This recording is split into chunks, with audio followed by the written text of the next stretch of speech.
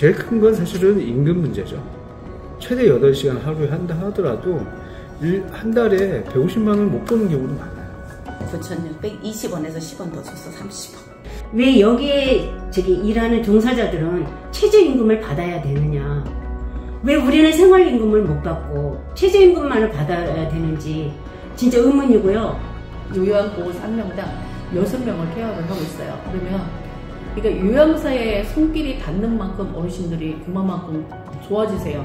근데 이제 그거를 뛰어넘는 수준까지 이제 간호사님이나 저희나 그 현장에서 일을 하는 게 되는 거죠. 와상 환자들 같은 경우는 진짜 말 그대로 똥오줌을 이렇게 다 처리해야 되는 그런 부분도 있고, 그 다음에 정신지체 친구들 같은 경우 중고등학생처럼 이렇게 덩치는 크고 그러는데 갑자기 이렇게 욱하는 그런 경향이 있거나 그러면 제압을 해야 되는데 제압이 안 돼가지고 하는 거예요. 지금 저희가 하루에 8명을 케어를 해요.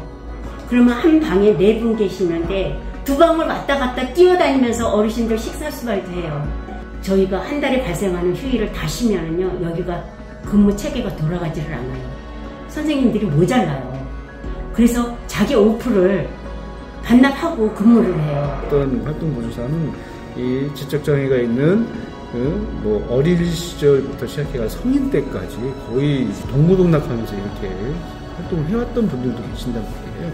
그러면 그분들이 진짜 이 하나의 장애인을 키우기 위해서 얼마나 많은 관심과 노력을 했는지 그런 것들을 보상을 해주는 게 필요하다. 상여금이 단 1원도 없어요. 지금 13년 차인데도요. 시립에서 그 퇴직금을 온전히 받아봤다고 얘기하시는 직원들이 없는 거예요.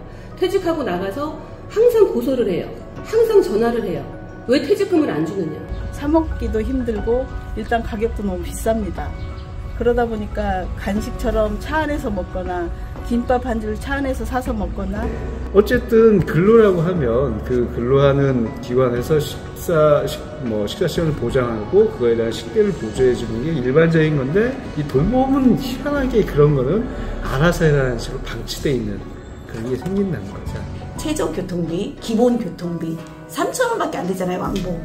그거라도 주려는데 그걸 안 주는 부분, 요 부분에 대해서는 좀 해결을 해주셨으면 좋겠어요. 차로 이동할 경우에는 언제나 유류비가 따르잖아요. 근데 도움이 없다 보니까 자기 월급에서 결국은 유류비를 다 충당하고 있고, 또 물품이 있을 경우에는 또 다시 센터로 들어가서 물품을 받아서 또 어르신들한테 배송을 해야 돼요. 그러니까 교통비는 안 나오니까 별도 책정돼서 나오는 게 없으니까, 식대도 마찬가지로 없으니까 이 장애인이 집에만 있는 건 아니잖아요. 좀 그래도 이게 운동을 해야 될 필요도 있고, 꼭 어디에 치료를 받으러 다니고 해야 되고 하는데, 그럼 그 이동의 문제가 크게 나른단 말이죠.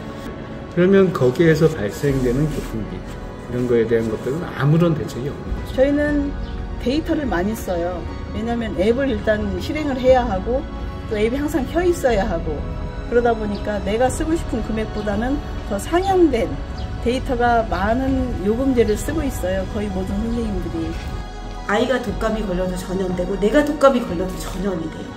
이건 사람과 사람 간에 이렇게 계속 접촉을 해야 되는 거잖아요. 서로 이게 전염의 문제가 생길 수밖에 없다는 거죠. 그러면 그런 걸 감안해서 돌봄 종사자들한테는 건강을 신경 쓰라고 하는 취지의 건강검진이나 이런 것들은 보장을 해줄 필요가 있지 않냐. 그런데 불구하고 저희가 감염에 노출되어 있는 상황에서도 어떤 혜택도 없었고 도움도 없었어요. 또 그런 것뿐 아니고 이제 어르신들이 면역력이 약하다 보니까 감기에도 많이 노출돼 있고 대상포진에도 잘 걸리십니다.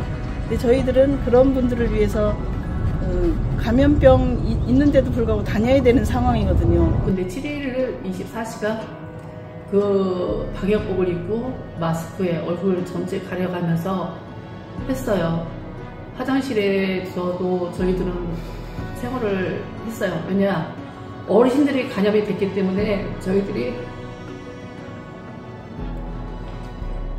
화장실에서 잤어요. 우주복을 입고.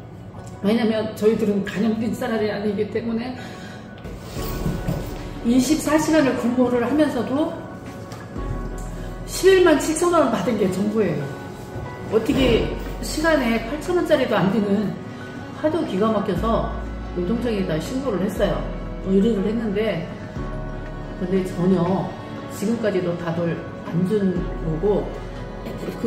온 더위가 뭐 30몇 도가 넘는 그런 더위에서도 머리끝부터 발끝까지 그 방진복을 입고, 속에는 뭐 땀을 비오듯이 흘려가면서 그렇게 일주일 넘게 집에도 못 가시고, 정말 아까 말씀하신 것처럼 화장실 옆에서 쪽잠을 주무시면서 근무를 하셨는데도 3일 근무하고 나면 또 이렇게 쉬어줘야 되고 중간중간 텀이 있어야 되는데, 저 열흘을 풀로 근무했었어요.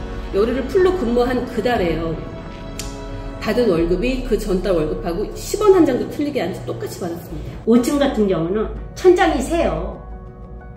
비 오는 날은요, 저희가 이거 수건 깔아놓고 대야 받쳐놓고 있어야 되고요. 창틀이 고장나서 문이 안 열리는 데도 있고요.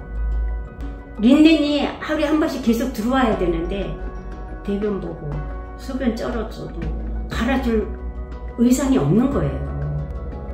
국공립을 뭐 민영화 시킨다는데 이건 아니라고 봐요. 국가가 진짜 책임지는 국가 책임제 강력하게 해주셨으면 좋겠어요.